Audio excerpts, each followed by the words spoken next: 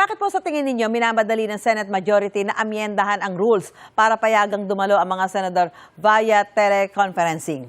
Malino naman, Ms. Susan, nagbubulahan pa tayo, nagbubulahan pa kami. Kailan naman namin na ito ay para doon kay Bato, ito ay para doon sa dalawang mahuhuli ng mga senador na may lalabasan ng warrant para maka-attend pa rin sa session habang nasa kulungan sila or wherever, pagkatapos pwedeng bumoto. Kaya yan naman yun, Ms. Susan, binoto kami ng taong bayan, mag-attend ng session dyan, dapat nandyan ka. At saka yun ang nakasaad sa section, sa rules namin sa section 41B, na only teleconference kung force majeure. Nagawa ito nung panahon ng pandemic kasi nga may lockdown. Pero inalista namin yun. Pwede, Ms. Susan, teleconference kung mga committee hearing lang. Pero pag session, dapat nandoon ka, Ms. Susan. Ano ho ba yung tamang proseso kapag nag-raise ng motion sa Senate floor? Sabi po kasi ni Senador Marcoleta, May 11 pa raw niya ni-raise yung motion, kaya hindi na raw yan bago.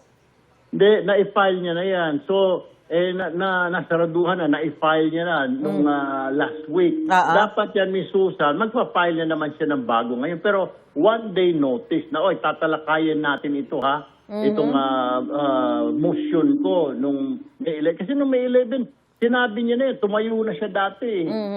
Ibig sabihin, parang nalusaw na yun dahil hindi naman napag-usapan. Dahil pangalawa, dapat yung kanyang motion dapat dadaan sa Committee on Rules. Wala pa nga, hindi pa na ipatatag yung Committee on Rules namin. Wala pa mag-head. Usually, ang mag-head niyan, yung majority floor leader. Wala pa naman na itatatag ni Susan. So, paano yun? Yun ang sinasabi namin. Saan? Dapat pag-usapan ng rules yan bago nyo dalhin sa plenaryo. Sabi naman ni Senate President Alan Peter Cayetano, out of order daw po ang mga sinabi nyo at parang binibigyan nyo lang daw ng kulay yung motion. Ano ang reaksyon nyo dyan, Senador? Out of order pa ba, Ms. Susan, magsasabi ng totoo, yung kasi naiintindihan ng taong bayan.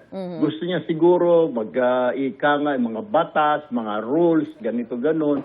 Diniretsa ko nila, Ms. Susan, dahil nanonood yung taong bayan. And the only way to explain it to them, ika nga, diretsahan, simple, itagalog mo para mas maintindihan ng maraming kababayan natin. Kaya tinatanong ko, ano bang gusto natin? Ba't natin minamadali? Actually, Ms. Susan, maraming nakapending na mga bills. Isa doon yung malapit na ma-approve yung hospital detention ni Senator Risa na bawal nang iditin ni sino man, yung pasyente, yung bantay niya o sino man at kunin yung kanyang mga ari-arian para makalabas ang pasyente. Yun ang dapat unahin. Inuuna itong, ano namang kinalaman ito? Lumalabas dito, Ms. Susan, itong section na ito for the interest of few senators. Hindi ito interest ng taong bayan.